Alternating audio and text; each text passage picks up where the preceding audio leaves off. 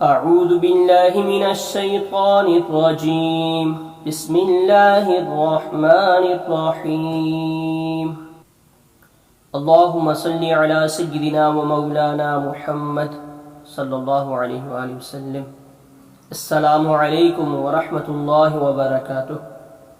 پیارے بھائیو، آپ کو جیسا کہ پتہ ہے کہ ہم نے رمضان مبارک میں یہ سلسلہ شروع کیا ہے کہ رمضان کے بارے میں، رمضان کی فضیلت کے بارے میں، روزہ دار کے لیے اللہ کا اجر و ثواب، اس کے بارے میں بات کریں۔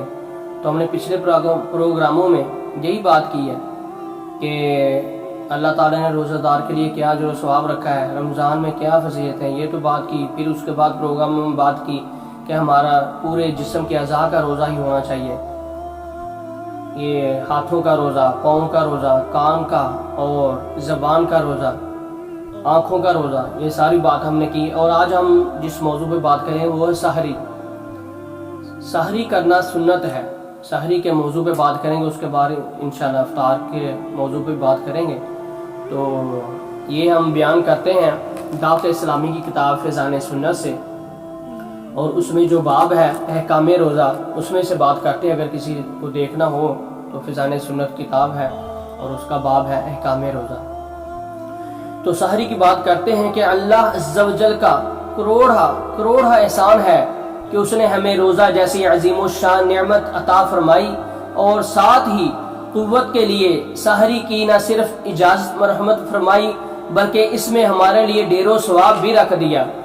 ہمارے پیارے آقا صلی اللہ علیہ وآلہ وسلم اگرچہ کھانے پینے کے ہماری طرح محتاج نہیں، تاہم ہمارے پیارے آقا صلی اللہ علیہ وآلہ وسلم ہم غلاموں کی خاطر سحری فرمایا کرتے تھے۔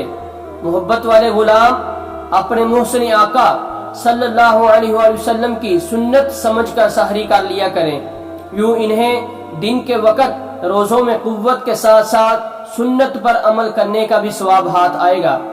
بعض بھائیوں کو تو دیکھا گیا ہے کہ کبھی سحری کرنے سے رہ جاتے تو فخریہ باتیں بناتے اور یوں کہتے سنائی دیتے کہ ہم نے تو سحری کے بغیر ہی روزہ رکھ لیا۔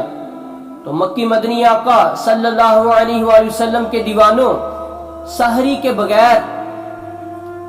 بغیر روزہ رکھنا کوئی کمال تو نہیں جس پر فخر کیا جا رہا ہے، بلکہ سحری کی سنت چھوٹنے پر ندامت ہونی چاہیے، افسوس کرنا چاہیے کہ تاجدار رسالت صلی اللہ علیہ وآلہ وسلم کی ایک عظیم سنت چھوٹ گئی۔ دوستو، سنا آپ نے کہ سحری کچھ لوگ ایسے ہیں جو نہیں اٹھتے یا لیٹ ہو جاتے ہیں اور سحری کے بغیر ہی روزہ رکھ لیتے ہیں۔ تو فرماتے ہیں بیان میں کہ رمضان کی جو سحری ہے وہ کرنا سنت ہے، نبی پاک صلی اللہ علیہ وسلم کی سنت ہے، اور اگر رہ جائے تو اس پہ ہمیں افسوس کرنا چاہیے کہ ہم سے ایک سنت چھوٹ گئی۔ اور آگے بات کرتے کہ ابتدا رات کو اٹھ کر سحری کرنے کی اجازت نہیں تھی۔ روزہ رکھنے والے کو غروب آفتاب کے بعد صرف اس وقت تک کھانے پینے کی اجازت تھی جب تک وہ سو نہ جائے، اگر سو گیا تو اب بیدار ہو کر کھانا پینا ممنوع تھا۔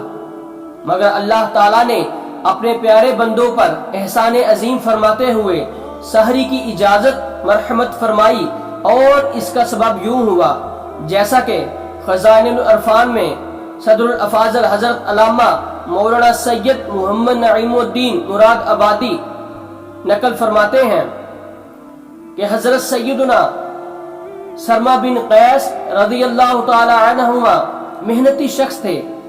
ایک دن بحالت روزہ اپنی زمین میں دن بھر کام کر کے شام کو گھر آئے اور اپنی زوجہ محترمہ سے کہا کہ کھانا طلب کیا کہ کھانا لاؤ۔ وہ پکانے میں مصروف ہوئی۔ آپ رضی اللہ تعالی عنہ تھکے ہوئے تھے، آنکھ لگ گئی۔ کھانا تیار کر کے جب آپ رضی اللہ تعالی عنہ کو جگایا گیا تو آپ نے کھانے سے انکار کر دیا، کیونکہ ان دنوں غروب آفتاب کے بعد سو جانے والے کے لیے کھانا پینا ممنوع ہو جاتا تھا۔ چنانچہ کھائے پیے بغیر آپ رضی اللہ تعالی عنہ نے دوسرے دن بھی روزہ رکھ لیا۔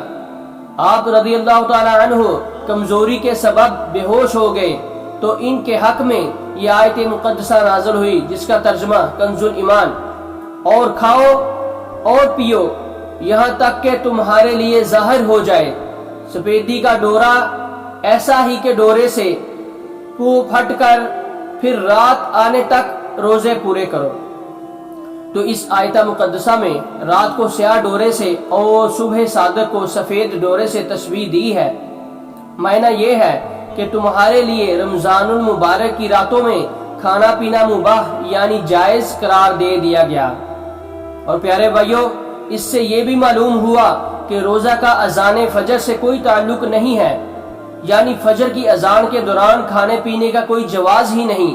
اذان ہو یا نہ ہو، آپ تک آواز پہنچے یا نہ پہنچے، صبح صادق ہوتے ہی آپ کو کھانا پینا بالکل ہی بند کر دینا چاہیے۔ تو دوستو، آج کا ہمارا جو موضوع شروع ہوا ہے یہ ابھی لمبا ہے، اس میں ہم بات کرتے رہیں گے سحری کے موضوع پہ۔ تو سحری کرنا الحمدللہ بہت عظیم سنت ہے، پیارے آقا صلی اللہ علیہ وآلہ وسلم کی عظیم سنت ہے، ہمیں لازمی کرنی چاہیے۔ ایک تو سنت کا ثواب ہوتا ہے اور روزے میں جو ہمیں قوت بھی ملتی ہے۔ تو یہ سب باتوں کا خیال رکھنا چاہیے کہ کئی لوگ جو ہیں وہ بغیر سحری کے روزہ رکھ لیتے ہیں یا اٹھتے نہیں ہیں تو روزہ ایسے ہی رکھ لیتے ہیں۔ تو چاہے ایک کھجور کھائیں یا تھوڑا سا پانی پی لیں، لیکن سحری کی سنت لازمی ادا کریں، اس سے انشاءاللہ ہمیں بہت سا فائدہ ہوگا اور سنت کا ثواب بھی ہوگا۔ تو اس کے ساتھ ہمارا آج کا جو پروگرام کا وقت جو ختم ہوتا ہے، تو اللہ تعالیٰ سے آخر میں یہی دعا جو ہم روز کرتے ہیں کہ ہم نے جو کچھ پڑھا، آپ نے جو کچھ سنا، اللہ تعالیٰ اس کو اپنی بارگاہ میں قبول و منظور فرمائے اور اس کو ہمارے لیے آخرت میں نجات کا سبب بنائے۔ تمام عالم اسلام کی اللہ تعالیٰ خیر فرمائے، تمام مسلمانوں کی بے حساب بخشش فرمائے، اور تمام عالم اسلام پہ جو اس وقت یہ جو مسئلہ چل رہا ہے وبا کا، اس سے اللہ تعالیٰ ہم سب کو دور فرمائے، ہمارے لیے دنیا میں اور آخرت میں بھی آسانیاں پیدا فرمائے۔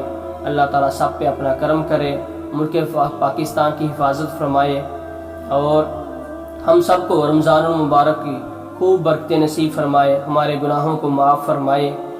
تو یہ ہمارا پیج جو حافظ اعجاز آن لائن ہے، اس کو زیادہ سے زیادہ لائک، شیئر اور سبسکرائب کریں تاکہ یہ دوسروں تک بھی یہ باتیں پہنچیں اور اس کا ثواب آپ کو بھی پہنچے، جو اس کو شیئر کریں گے وہ بھی اس کے حصہ دار بن جائیں۔ تو اللہ تعالیٰ سے دعا ہے کہ اللہ تعالیٰ ہم سب کا حامی و ناصر ہو۔